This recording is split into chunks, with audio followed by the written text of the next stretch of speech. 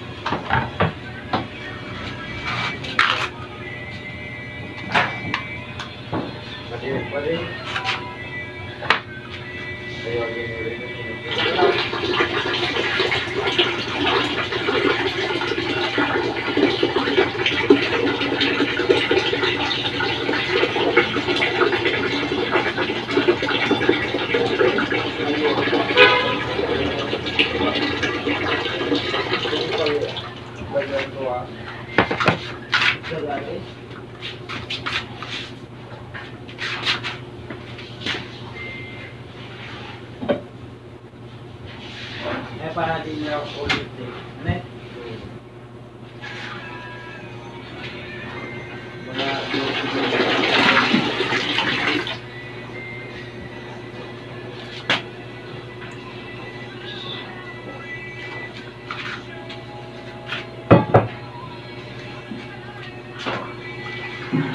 Malikam-gam na siya.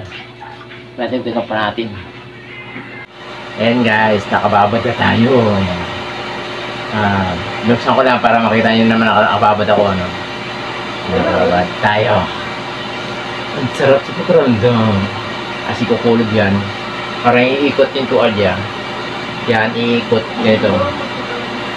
Mainit. Talagang mainit-init na. Yan.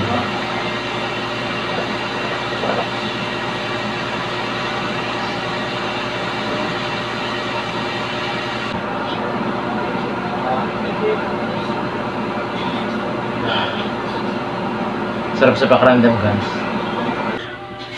Sinalin ko na ang init. Sinalin ko na dito yung ano. Ano.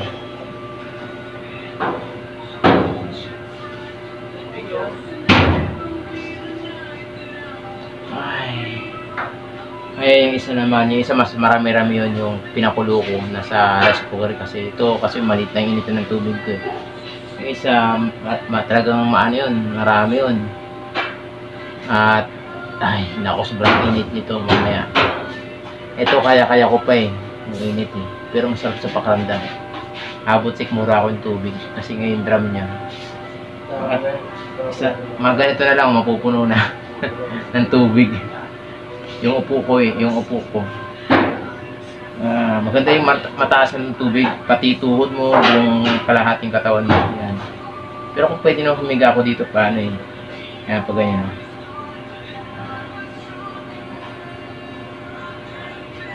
Init.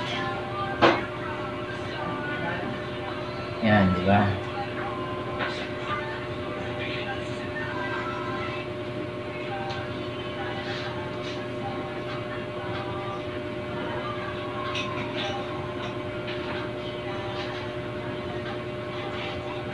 Hirap bumaloktot. Hirap bumaloktot.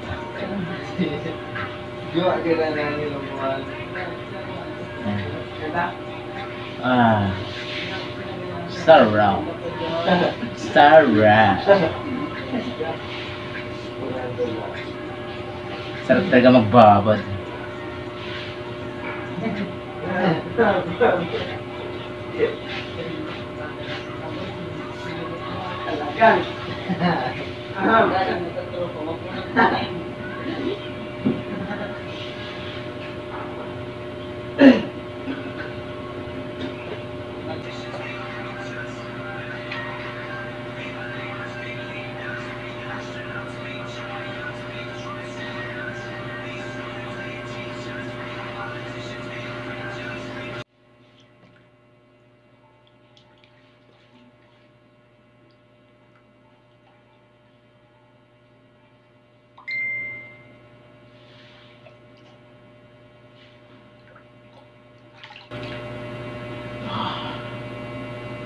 Init.